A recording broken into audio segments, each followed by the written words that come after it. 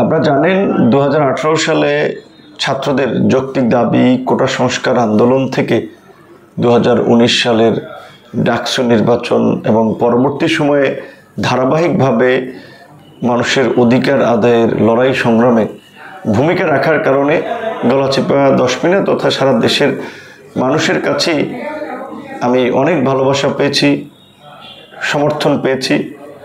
পাশাপাশি জাতীয় নির্বাচনে যখন ঘোষণা দিয়েছি যে পটুয়াখালী 3 গলাচিপা দশমিনা থেকে আগামী সংসদ নির্বাচনে প্রতিযোগিতা করব, দল মত নির্বিশেষে এলাকার ব্যাপক মানুষের সাড়া এবং সমর্থন পেয়েছি।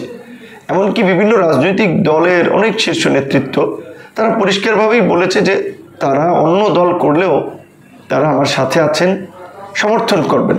হয়তো পরিস্থিতির কারণে অনেকে সামনে আসতে পারছেন না।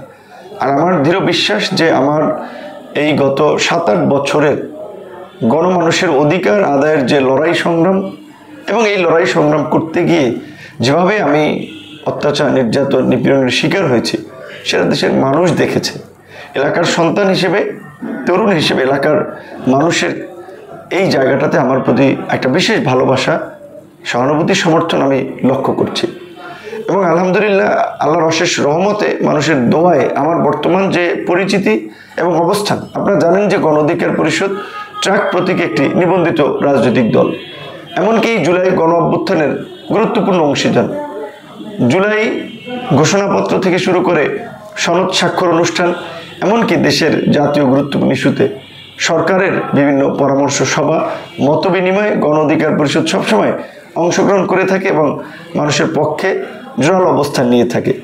এই সমস্ত কর্মকাণ্ডের ফলে একজন জাতীয় নেতার প্রতি স্বাভাবিকভাবেই এলাকার মানুষের একটা আকাঙ্ক্ষা থাকে, একটা প্রত্যাশা থাকে যে জাতীয় পর্যায়ের উল্লেখযোগ্য পরিচিত একজন নেতা যদি তাদের এমপি হন, তাদের প্রতিনিধি হন, তারা অন্যান্য সাধারণ মানুষের নেতৃত্বের তুলনায় তারা ভালো কিছু করতে পারবেন এলাকার জন্য।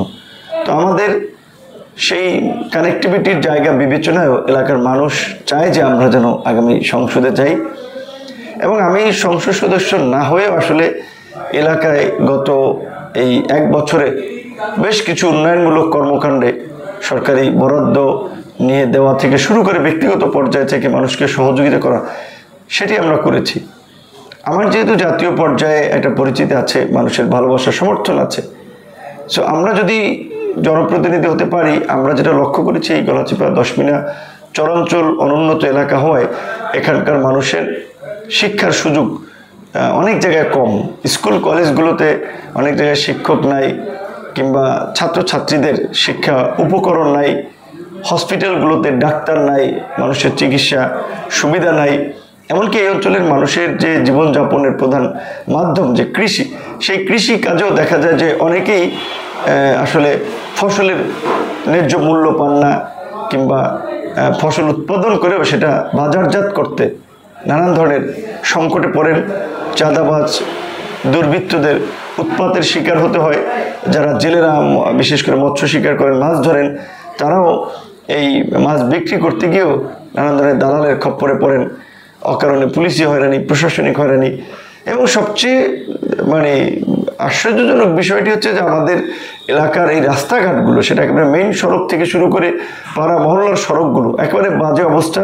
অনেক জায়গায় এখনও কাদার মাটির রাস্তা, বৃষ্টি হলেই সেই রাস্তাগুলোতে ব্যাপক পরিমাণে আপনার যেটা বলে যে আপনার কাদা মাটির কারণে মোটরসাইকেল কিংবা টমটম গাড়িগুলোর অ্যাক্সিডেন্ট হয়। সো সড়ক এবং যোগাযোগ ব্যবস্থার উন্নতিকরণও আমার একটা অঙ্গীকার।